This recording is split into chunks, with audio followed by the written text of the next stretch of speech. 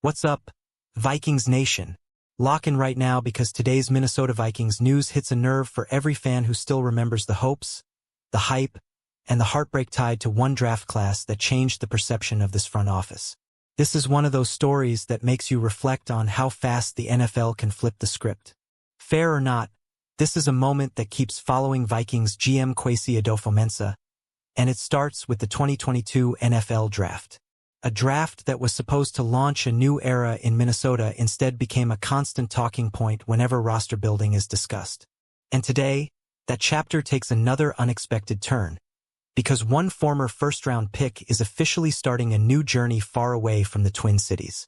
Stay with me because this story says a lot about the Vikings' player development and how fragile NFL careers really are. Let's go back for a second and set the scene. The 2022 draft was Kwesi Adofo-Mensah's first draft as Vikings GM, and expectations were sky-high. Fans were ready to see analytics, vision, and long-term planning reshape the Minnesota Vikings. Louis Cine was the headliner, a first-round safety fresh off a national championship at Georgia. Andrew Booth followed soon after, and later came Ed Ingram and Brian Asamoah. On paper, it looked like the foundation of a fast, young, aggressive defense. Fast forward to the 2025 offseason, and here's the brutal reality. None of those players are still with the Vikings. Not one. That fact alone keeps the 2022 draft in conversations every single offseason. Now the spotlight shifts back to Louis Cine, a player many believed would eventually take over for Harrison Smith and become the next great Vikings safety. The physical tools were there. The pedigree was there. The confidence was there. But 4 years later, Cine is no longer fighting for a roster spot in Minnesota. Instead, he's heading to the spring football stage, trying to rewrite his story in a different league. Louis Cine is officially joining the UFL, landing with the DC Defenders. Not the Washington Commanders, not another NFL practice squad, but the UFL franchise based in the nation's capital. For Cine, this is about survival and opportunity. The UFL gives players real game reps, real film, and a real chance to remind scouts what they can do when healthy and confident. And for Vikings fans, it's another reminder of how quickly first-round expectations can dissolve when development doesn't click at the NFL level. Cine's college resume was no joke.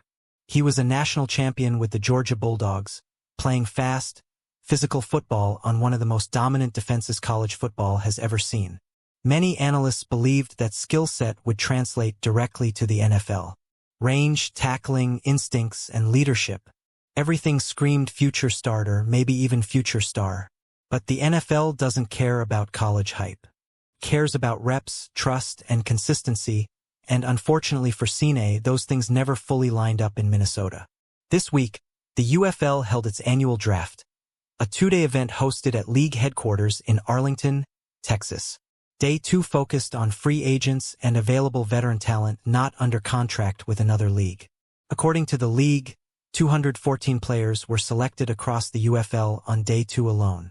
The goal is simple: build competitive rosters while giving overlooked or displaced players another stage to shine.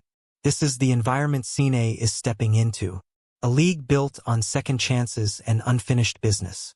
The UFL draft is structured by positional groups. Offensive line, defensive front, skill positions, defensive backs, specialists, and open selections regardless of position. Once selected, teams retain exclusive rights to each player upon signing, assuming the player officially reports. That means Cine now has a defined home and a clear opportunity. For a former Vikings first-rounder, this is about rebuilding value from the ground up. Cine won't be alone on the DC Defenders roster. He'll be joining several former Vikings, including Andre Mensah, Jordan Ta'amu, and Abram Smith. Those names may not shock Vikings fans, but Cine's situation feels different. Unlike the others, he was once viewed as a cornerstone player for the future of the Minnesota Vikings defense.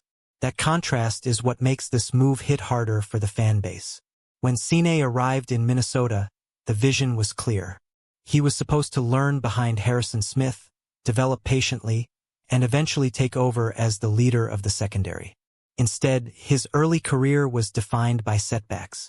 Injuries, limited snaps, and an uphill battle just to see the field consistently. Opportunities came, but the breakthrough moment never did. One of the biggest red flags early on was CINE'S inability to beat out Cam Bynum for the starting role next to Harrison Smith. Even Joshua Metellus was often the first man off the bench. Now, with hindsight, we know Bynum and Metellus are legit NFL players. But at the time, it raised serious questions about CINE'S readiness and confidence. For a first-round pick, those questions tend to snowball quickly. Injuries didn't help either. Lost reps mean lost trust, especially at safety, where communication and chemistry are everything. By the time CINE started getting healthier, the Vikings defense had already moved forward without him as a core piece. And once that happens in the NFL, it's incredibly hard to reverse. From a Minnesota Vikings perspective, this move reopens the discussion about the 2022 draft and how much pressure it put on Kwesi Adofo-Mensah early in his tenure. Fair or not, that draft still follows him. Every roster decision since then has been viewed through that lens. Seeing CINE leave the NFL spotlight altogether only reinforces that narrative. But from a human perspective, this is also a story about resilience. CINE is choosing to keep playing, to keep competing, and to keep chasing the dream. The UFL is not a demotion in mindset. It's a platform, a place where strong play can quickly reopen NFL doors.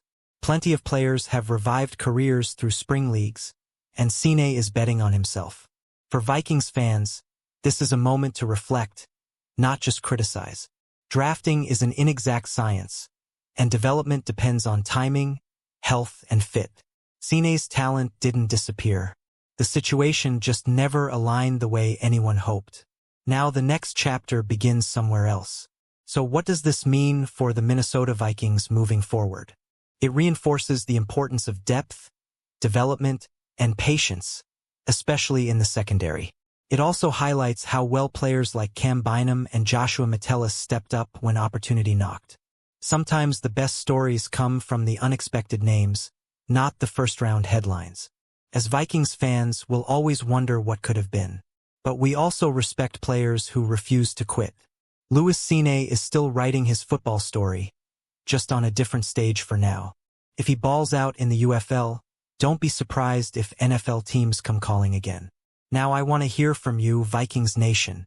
How do you look back on the 2022 draft today? Do you think Louis CINE ever got a fair shot in Minnesota? Drop your thoughts in the comments, because this conversation matters for the future of the Minnesota Vikings. If you enjoyed this deep dive into Minnesota Vikings news, smash that like button, subscribe to the channel, and share this with every Vikings fan you know. Skol forever.